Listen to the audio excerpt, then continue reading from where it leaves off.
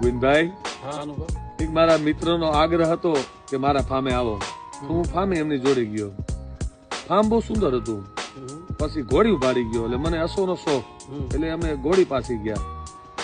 ઘોડી નજીક ગયા એટલે તરત ઘોડી હાવેળ નાખી. એટલે આનંદ આવે ઘોડી હાવેળ નાખી એટલે તરત મારો મિત્ર બોલ્યો કે અનુભાઈ, કોઈ મારા ફામે આવે ને એટલે ઘોડી તરત ભસવા જ માંડે, ભસે જ.